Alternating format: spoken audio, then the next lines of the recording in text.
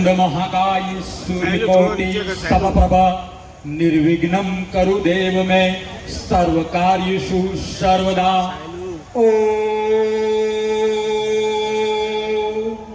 नमः पार्वती पति हर हर महादेव।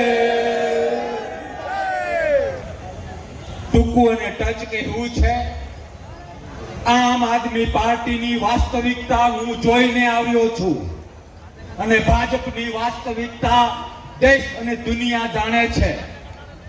2 મિનિટમાં મારે એ કહેવું છે કે તમારે ને મારે સંકલ્પ કરવાનો છે।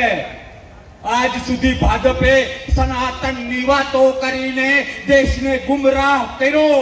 જે લોકોએ ગાયની કતલ કરીને માથે ભગવા રાખીને જે લોકોએ ગાયની કતલ કરીને માથે ભગવા રાખીને ગાયના માંસ ઉપર દાન લીધું છે એવા લોકોને ઘર ભેગા કરવા માટે આજે તમારી સાથે આવ્યો છું, કોંગ્રેસમાં આવ્યો છું। અને એ માટે 2 હાથ અને ત્રીજું માથું જોડીને વિનંતી કરવી છે। આમ આદમી પાર્ટી તમે ક્યાંથી આવો છો, જે સોસાયટીમાંથી આવો છો, જે ગામમાંથી આવો છો, એને કહેજો કે ડરપોક ભાજપને કોંગ્રેસથી ડર લાગે છે। એટલા માટે બુદ્ધા ચાકાની જેમ ભાજપને કોંગ્રેસથી ડર લાગે છે એટલે આમ આદમી પાર્ટીને હથિયાર તરીકે વાપરે છે। હું આજે પણ આમ આદમી પાર્ટીના એક કાર્યકર્તાઓને પ્રેમ કરું છું। હું આજે પણ આમ આદમી પાર્ટીના એ નેતાઓને પ્રેમ કરું છું અને મારા પ્રેમની સાથે અપીલ કરું કે મરી જવું કુરબાન પણ ભાજપના ચમચા બનવાનું એ આપવાળા બંધ કરો। વિશેષ કઈ નથી કહેવું કારણ કે સમયની મર્યાદા છે। મોટા ભાષણોથી કઈ નથી થતું। અધર્મના નામે ધર્મ કરવાથી કઈ નથી થતું। તમને 2 હાથ અને ત્રીજું માથું જોડીને વિનંતી કરું છું કે જાગવું પડશે, અવાજ ઉઠાવવો પડશે।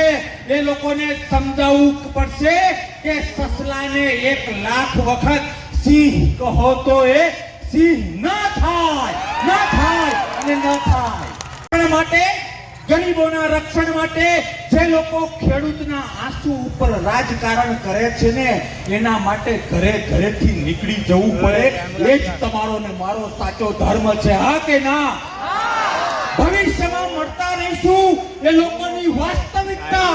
આજે મને સવારથી અત્યાર સુધી મીડિયાએ પૂછ્યું કે શા માટે તમે આમ આદમી પાર્ટી છોડીને કોંગ્રેસ જોઈન કરી રહ્યા છો, ત્યારે મેં મીડિયાને કહ્યું, તમને પણ કહું છું, ગામડે જઈને કહેજો, ઘરે જઈને કહેજો, આઝાદી એ આપણી માં છે કે હા કે ના? કોંગ્રેસ એ લોકશાહીના એક નાગરિકનું માવતર છે અને માવતર છે। આવો એ માવતરનું જતન કરીએ, એ લોકશાહીનું જતન કરીએ।